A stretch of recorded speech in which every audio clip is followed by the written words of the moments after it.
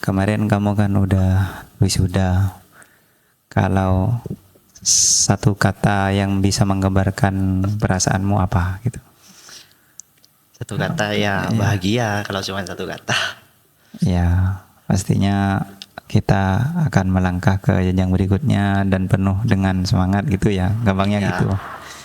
Tapi ada temanmu yang sedih. Menurutmu itu manusiawi apa enggak? iya manusiawi lah kan, sudah 3 tahun kita kumpul bersama dan akhirnya kita akan berpisah gitu kan. Ya Ya, kalau saya sendiri sih adalah sedih-sedihnya, tapi ya ada juga bahagianya karena telah berhasil melewati itu semua gitu. iya. Eh, dan menurutmu eh, kira-kira apa yang bisa menjadi kenyamanan di antara keduanya? Kan kalau kata Kiai Ahmad Mazkur dan beberapa masyayikh, beberapa guru mengatakan eh, terlalu bahagia sebaiknya jangan, atau terlalu sedih sebaiknya jangan. Kira-kira menurut kamu posisi apa yang paling bisa diterapkan? Seperti apa misalnya? Ya kalau dari diri saya sendiri tuh, saya harus mikir gitu, kalau setiap pertemuan itu kan pasti ada perpisahan. Hmm, Namun ya jangan pernah menjadikan perpisahan itu untuk kita benar-benar berpisah selamanya. Saya oh, menganggap tuh perpisahan ini tidak mungkin abadi. Kita pasti akan bertemu lagi gitu. iya. Dan kalau ya saya mau, kalau boleh saya meresapi apa yang kamu katakan tadi, intinya sinambung rasa tetap ada selamanya walaupun badan itu kadang ketemu kadang enggak gitu. Ya, Artinya ketika nanti kita lama enggak ketemu lalu ketemu, artinya kita harus tetap sama kan gitu, enggak boleh ya berubah betul. menjadi songong atau gimana gitu ya. Iya, ya mungkinlah seperti itu gitu. Ya itu masalah wisuda. Nah, ceritanya setelah kamu lulus, setelah kita lulus dari sekolah, perlu nggak mengadakan eh, agenda rutin, ketemu di mana gitu, atau berbentuk sebuah ikatan yang berkelanjutan? Menurut kamu perlu nggak? Kalau itu sih sudah dipikir dari dulu ya sama teman saya itu Aldi gitu kan.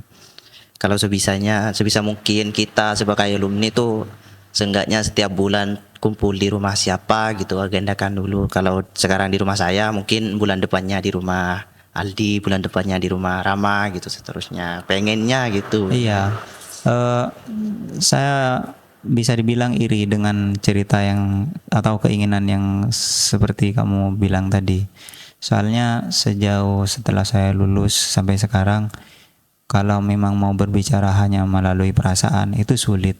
Jadi memang harus dibikin itu kayak reuni atau sebuah ikatan atau sebuah perkumpulan atau organisasi apa gitu. Memang ada kalanya bisa dibilang perlu. Kalau mau bilang konsep yang penting dari hati kayaknya sulit gitu memang. Ya, saya mendoakan nanti yang diusahakan itu bisa tercapai, dan sebisa mungkin saya juga akan membantu dan akan mungkin juga meniru di angkatan saya. Dan mungkin bisa nggak ya kalau kita bisa nanti lintas angkatan, apa bisa apa enggak ya? Ya mungkin mungkin bisa-bisa aja lah. Ya, Karena kan untuk sekarang ini tuh saya pribadi dengan kakak lintas angkatan itu, kakak yang lebih jauh angkatannya sudah membuat grup WhatsApp yang dimana terdapat beberapa angkatan dari alumni MA Naja 1. ya, saya itu baru kemarin gabung di sana dan cukup terharu. Dan ternyata banyak orang-orang di jalan ketemu itu, saya kira bukan alumni sini, tetapi gara-gara hanya hal sepele seperti grup, ternyata itu penting. Dan ternyata itu ternyata senior saya, dan dari sana saya terketuk untuk ya namanya senior, jadi saya ada rasa respect lah dia adalah pendahulu saya. Atau ada juga yang tergabung di grup itu juga adik-adik kita kan Iya. ada. Dan ternyata gara-gara kita saling mengenal, ada perasaan kayak ingin senasib dan sesama bahagia, sesama susah kayak gitu. Gak tahu ya apa mungkin terlalu muluk-muluk, gak tahu juga. Tapi memang sentuhan yang seperti itu kayak timbul aja gitu secara manusiawi mungkin ya. Kalau dari kamu sendiri kira-kira apa yang dibayangkan masalah ikatan alumni kayak gini? Apa yang tergambar menurut kamu? Ya untuk sekarang ini saya kan baru alumni gitu kan. Ya enggak apa-apa. Iya sih, tapi nggak terlalu berpisah jauh dengan teman-teman, masih sering-sering kumpul gitu kan.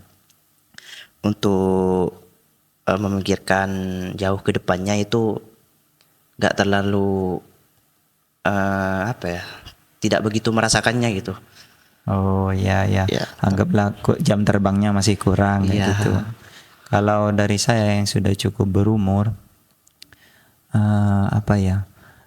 Gara-gara ada alumni-alumni kayak gini, itu entah mengapa memanggil memori ingatan masa lalu. Kayak dulu saya pernah hina, pernah menderita belajar di sekolah. Itu terpanggil kembali ingatannya. Itu hikmah yang paling kerasa. Saya pernah di dekat sama comberan, sama nguras jeding kayak gitu. Tiba-tiba entah mengapa itu teringat semuanya, dan itu sangat mengingatkan kepada saya. Misalkan di posisi saya biasanya sombong, tiba-tiba ingat gitu, dulu menderita. Dan ketika saya sedih banget mendapat masalah, misalkan saat ini, toh dulu saya pernah merasa bahagia.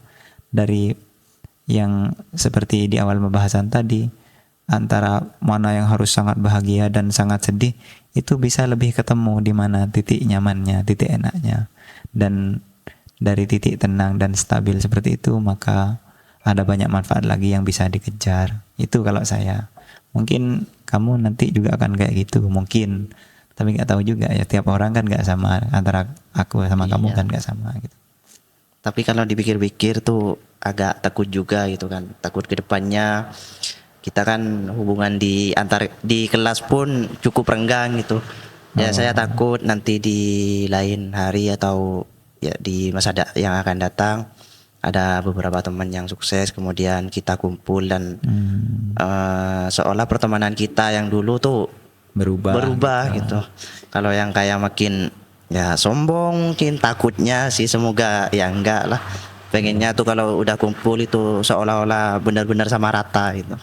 Ya, dan ya pastinya setiap pertemuan dan ikatan kekeluargaan seperti ini itu sudah janji Tuhan. Iya. Kalau kita silaturahim atau berpegang teguh dalam kebaikan kayak gitulah, insya Allah sesuai janjinya Allah kan, kita akan terus dijaga. Sama kalau mau pakai dalil-dalilan gitu, ada hadis yang menyatakan bahwa umatku tidak akan sepakat di dalam keburukan. Makanya dari perkumpulan semacam ini, dari bincang-bincang seperti ini minimal gitu, atau dengan banyak orang, dengan teman-teman lama kita atau teman-teman sesama, insya Allah kita lebih terhindar dari merasa benar sendiri. Iya.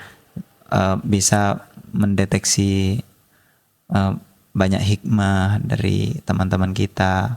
Artinya kita bisa menjadi lebih sadar secara banyak kepala gitu, bukan sadar secara sendiri dan menjadi sosok saya gitu. Nah, itu kalau karena memang dahulu saya merasa sangat apa ya, kata dalam tempurung lah, merasa hebat sendiri kayak gitu. Dan sekarang saya bersyukur bisa lebih ingin mendengarkan orang kayak gitu, lebih gimana sih orang melihat dengan pandangannya kayak gitu, dan itu cukup menyenangkan. Iya. Ada momen lah. Momen lah. Terima kasih Mas Gopal di podcast perdana ini akan dijadikan Hari jadi kebayangku. ya nggak tahu tergantung editannya kalau nanti bagus langsung jadi konten perdana. Ya ini kontennya dikasih nama belajar podcast karena kalau podcast sungguhan kan kayak ruwet di pikiran, kalau belajar podcast kan salah-salah nggak apa-apa, namanya aja belajar bro. Belajar memang harus salah. Ya udah, semoga Allah dan Rasulullah dekat dengan kita selamanya. Amin ya rabbal alamin. Tos dulu. Nggak jelas. Bye bye.